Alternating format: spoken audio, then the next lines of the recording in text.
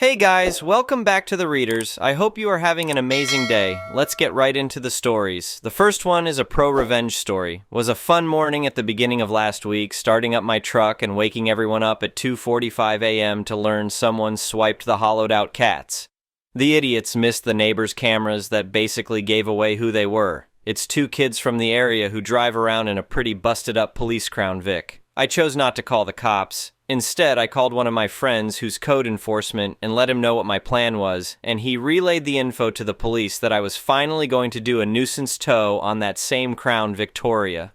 The car they drive isn't street legal as it has no license plates or insurance or working taillights and rattles like shit due to the trash sound system. They also spend their whole day at a chicken shack smoking. Not sure who they're getting money from, but I'm guessing stealing catalytics was part of the equation. When I spotted the car sitting on a quiet street, I called it in and got the go-ahead to tow. I took it straight to the police station and they tried to run a owner check with the VIN number only to find out it hadn't been registered since 2011 and the owner was someone other than the kids who sold them the car with no title because of all the back registration owed. The cops said we can go ahead and take it to the junkyard till they can get a black title, aka certificate of destruction.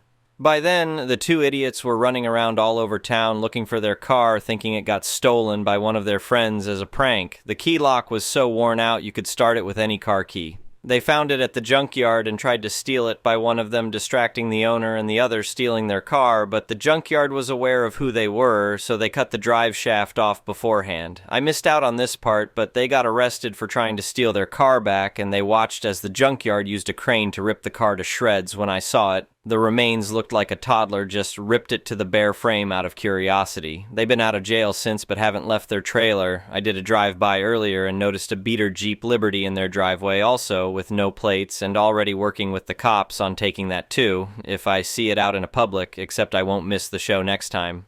The next one is an entitled people's story. Living in suburban America, I've heard plenty of horror stories about overzealous homeowners associations. HOAs, but I never thought I'd end up starring in one myself. My name's Mike, and this is the story of how an entitled HOA president learned a valuable lesson about checking her facts before calling the police. My wife Madison and I bought our dream home 2 years ago in a nice neighborhood just outside of Atlanta. The previous owner had maintained the property beautifully, complete with a gorgeous in-ground pool that sealed the deal for us. Our realtor made it crystal clear during the purchase that while there was an HOA in the adjacent development, our street wasn't part of it. In fact, this was one of the selling points for us. We wanted the freedom to make our own choices about our property. The trouble started last summer when Karen Matthews, yes, her actual name, moved into the HOA community next door and was quickly elected as their new president. From what my neighbors told me, she ran unopposed after basically driving everyone else out of the race with her aggressive community improvement platform. I first met Karen on a sunny Saturday afternoon while I was cleaning the pool. She marched up to my fence like she owned the place, clipboard in hand. "Excuse me?" she called out in that tone that immediately makes your stomach drop. "I'm Karen Matthews, the new HOA president. I'm conducting property inspections and I notice your pool fence isn't up to our standards. It needs to be at least 6 feet tall with self-closing gates." I looked up from skimming leaves, already annoyed at her presumptuous approach. "Hi Karen, I'm Mike. Thing is, I'm not part of your HOA. This street isn't included in your jurisdiction." Karen's face scrunched up like she'd bitten into a lemon. "That's impossible. All homes in Riverside Meadows are part of the HOA. "Actually, this isn't Riverside Meadows," I explained patiently. "This is Oak Street. Different development entirely. You can check the property records if you'd like." "Well, that's clearly a mistake," she huffed. "I'll look into this and get back to you. In the meantime, you need to start bringing your property up to our standards. That pool is a liability." I tried to keep my cool. "Karen, I appreciate your concern, but again, I'm not part of your HOA. My pool meets all county codes, and that's what matters here."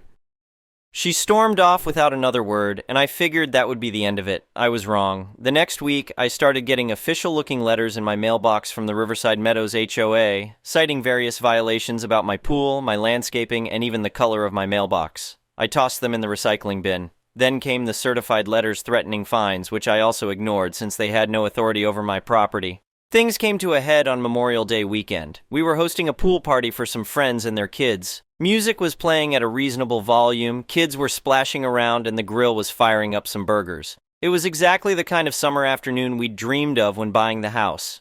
Around 3 p.m., 2 police cars pulled up in front of our house, lights flashing. Karen was standing at the end of my driveway, arms crossed triumphantly as 2 officers approached my fence.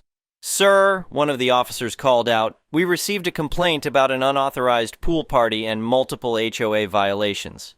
Could you step over here, please?"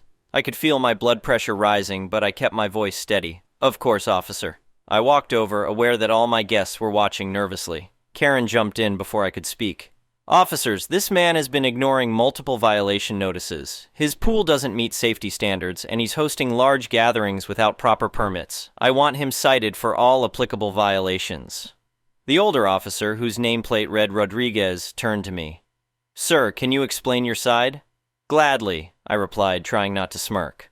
"Officers, I'm not a member of the Riverside Meadows HOA. My property isn't part of their development at all. I have documentation to prove it." "That's a lie," Karen interjected. "All properties in this area are under our jurisdiction." "Ma'am, please let him finish," Officer Rodriguez said firmly. I went inside and returned with a folder I'd started keeping handy after Karen's first visit. "Here's my property deed, showing the exact boundaries and jurisdiction. Here's the county zoning map showing that Oak Street is a separate development. And here's my closing document specifically stating that this property is not part of any HOA.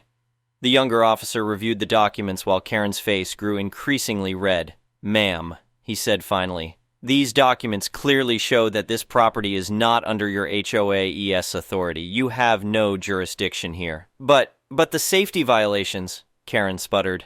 "My pool was inspected by the county last month," I added, pulling out another document. "Here's the certification showing it meets all local safety codes." Officer Rodriguez sighed. "Ma'am, did you verify the property was actually in your HOA before calling us?" Karen's silence was answer enough. "Officers," I said, "I've kept records of all the harassment I've received from Miss Matthews over the past few weeks. Multiple threatening letters showing up on my property uninvited and now calling the police with false claims.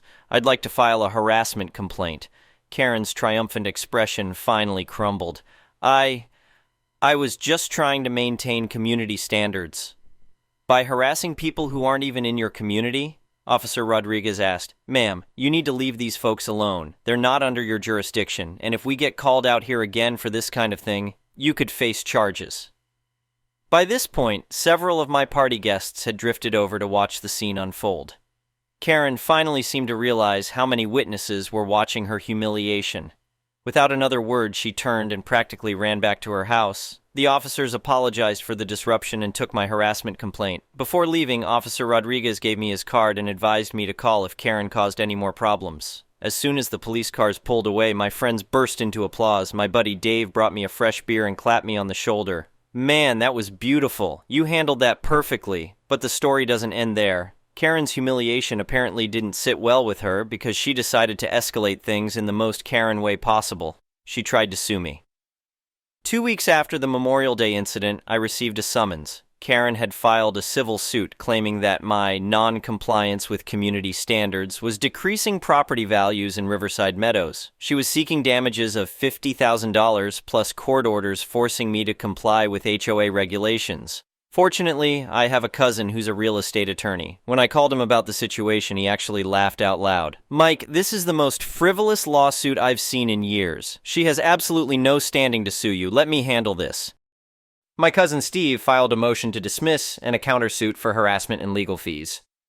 The day of the hearing, Karen showed up representing herself, never a good idea, with a stack of HOA bylaws and printouts about property values. The judge, an older woman with steel gray hair and zero patience for nonsense, shut Karen down almost immediately. "Miss Matthews," she said, peering over her reading glasses, "let me make sure I understand your position. You're suing Mr. Anderson to enforce rules of an HOA that his property is not legally part of, based on your personal opinion about property values." "Your Honor," Karen began, "the integrity of our community standards—" "Miss Matthews," the judge interrupted, "you have no legal authority over Mr. Anderson's property. None. This lawsuit is completely without merit." She turned to my cousin. "Counsel, I assume you're seeking dismissal?" "Yes, Your Honor," Steve replied. "With prejudice, and we're countersuing for harassment and legal fees." The judge nodded. "Motion to dismiss granted. Regarding the countersuit." She looked at Karen. "Miss Matthews, your actions show a pattern of harassment and a complete disregard for property rights. This court awards Mr. Anderson legal fees and $5,000 in damages. Additionally, I'm issuing a restraining order. You are to have no contact with Mr. Anderson or his family, and you may not enter his property. Do you understand? Karen's face went through about 5 different shades of red before she managed to squeak out a "Yes, Your Honor." As we left the courthouse, Steve grinned at me. You know what the best part is? Since she filed as the HOA president, I'm going to send the bill for legal fees to the HOA board. They're going to love that. Sure enough, Karen's position as HOA president didn't survive the next board meeting. Apparently, her neighbors weren't too happy about their dues being used to fund her personal vendetta. She ended up selling her house and moving away a few months later. These days, things are peaceful on Oak Street. My new neighbor told me that Karen's replacement as HOA president is much more reasonable and actually took the time to verify which properties are actually under their jurisdiction. We still have pool parties, and I made sure to invite Officer Rodriguez and his family to our end-of-summer barbecue. The whole experience taught me a valuable lesson about standing up for your rights and having your documentation in order. It also gave me a great story to tell at parties, especially pool parties. As for Karen, word is she moved to a condo downtown, one with no pool and a very strict HOA. Somehow that feels like justice. Update, 6 months later. You might think the story ended there, but there's actually been an interesting development I wanted to share. About 2 months ago, I received an unexpected email from a journalist at our local newspaper. Apparently, my case against Karen had caught their attention while they were researching a larger story about HOA overreach in our area. The reporter, Jessica Martinez, asked if she could interview me about my experience. After checking with Steve, always good to consult your lawyer, I agreed. It turns out I wasn't Karen's only victim. She had pulled similar stunts in her previous neighborhood before moving to Riverside Meadows. The resulting article, HOAs Gone Wild When Community Management Becomes Community Harassment, was published last month. It featured my story prominently, along with several other local cases of HOA officers abusing their authority. The piece went viral in local social media circles and even got picked up by some national news websites. The most satisfying part, several other homeowners who'd been intimidated by Karen during her reign of terror reached out to thank me for standing up to her. One elderly couple had actually paid fines to her even though they, like me, weren't part of the HOA. Steve is now helping them recover their money. The article also led to some positive changes in our area. The city council is now requiring all HOAs to file accurate maps of their jurisdictions with the county clerk's office, and they've implemented a formal complaint process for HOA disputes. They're also requiring HOA board members to complete training on their legal rights and limitations before taking office. Last week, I ran into Officer Rodriguez at the grocery store. He told me they've started keeping a special file for HOA-related calls, making it easier to identify patterns of harassment. Your case opened our eyes to a real problem, he said. Now we know to ask for jurisdiction verification before responding to HOA complaints.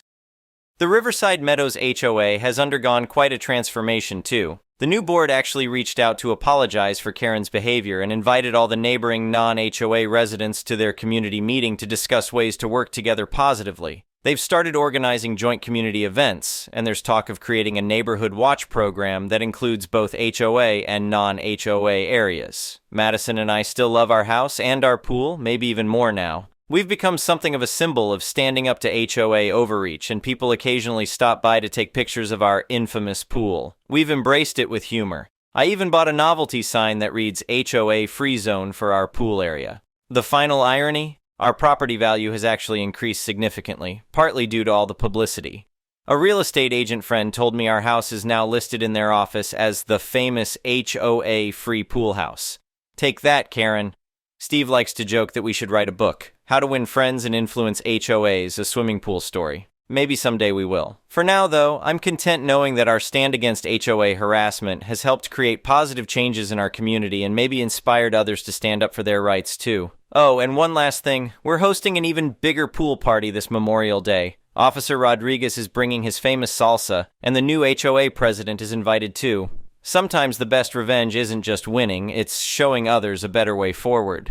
The next one is a malicious compliances story. I'm going to start out by saying that English is not my first language, and I wasn't sure that this story belongs here, as this is my first time posting. I used to work in media intelligence, which is a really niche market in the country that I am from. I started as an assistant and learnt everything from scratch as I switched from the hospitality industry, Pretty big step, I know.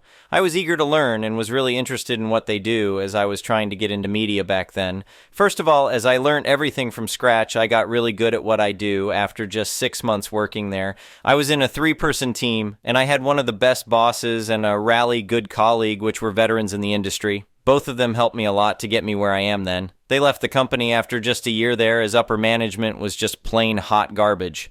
The company had 4 changes in direction within a year, and it was stressing my team out. They did ask me to leave with them, but with me being young and naive trying to prove myself, I declined. The story, after my boss and colleague left, it was just me and my team, and I was in charge of a few markets. I was asked to be on call for technical support and was not offered anything in return. At the time, I was pissed, but also trying to prove myself. I obliged. I got really stressed out from working 13 hours a day for a few months at that point, and I kept asking my manager to hire more people as I can't be working like this, and it's stressing me out. My manager went on and on saying they don't have the budget for it, so I just forgot about it, drowning myself in work. One day, the CEO of the company came and we had dinner as he was growing close to me since I was the only one person left who actually know the in and out of the old and new system that the company used.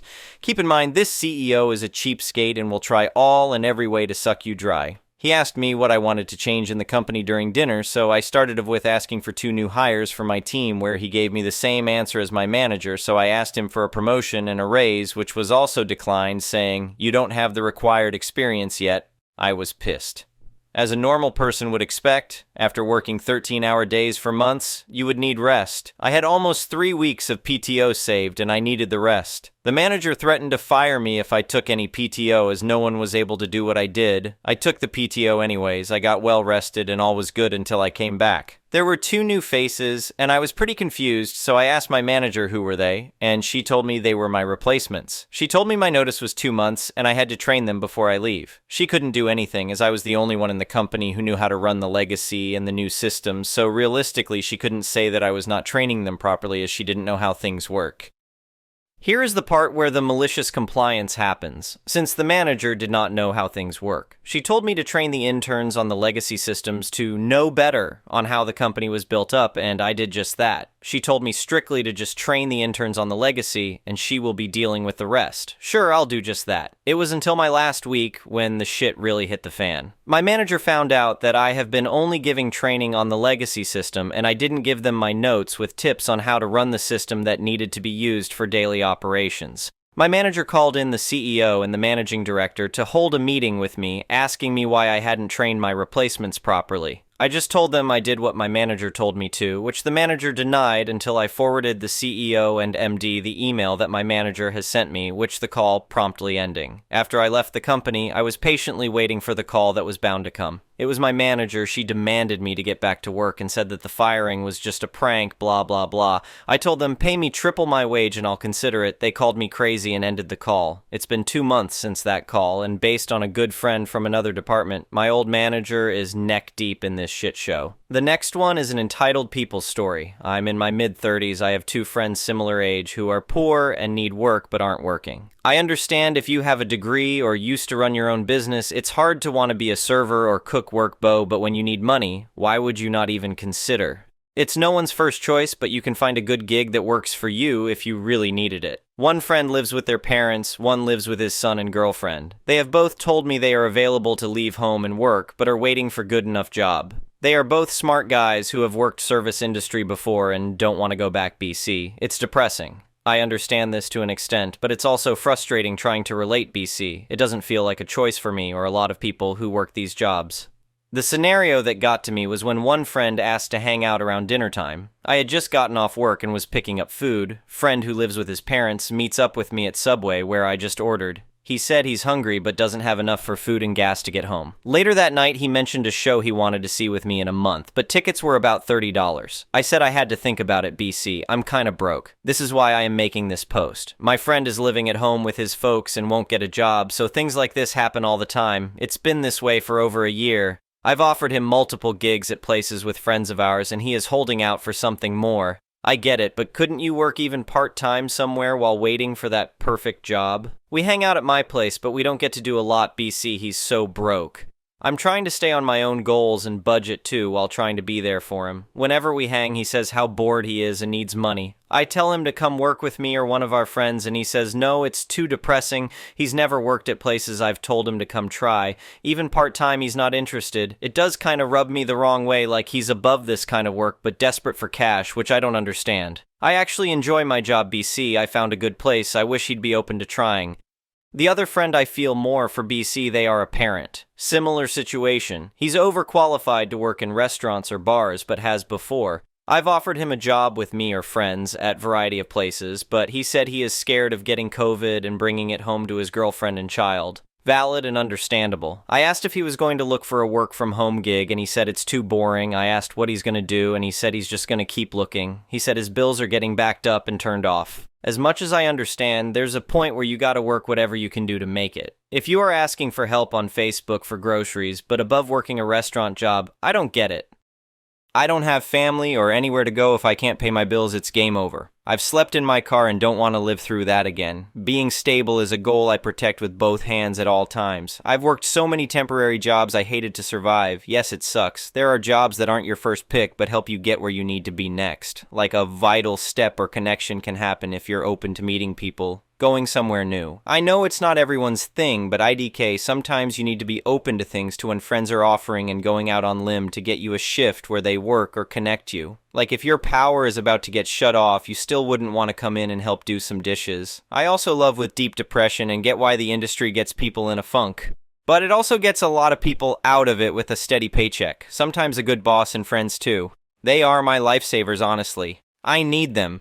Yes, it is humbling working jobs like these in your 30s, but my job is getting me out of debt. I have friends, we work hard, we get raises. The goal is to get in, make what you need, get out, or become a manager. It's not forever, but it's a lot of people's steady now. A willingness to show up can get you out of a hard spot. I made this post after offering both of them a job with me, where they would work with me and get paid same. $20 hourly is good to me, starting right. Because it's a restaurant, they aren't interested. They both have asked to borrow money for stuff this month. I'm not mad, but like laughing, damn. Thank you for watching. I would really appreciate it if you could like the video and subscribe to our channel if you haven't already. We'll see you again tomorrow.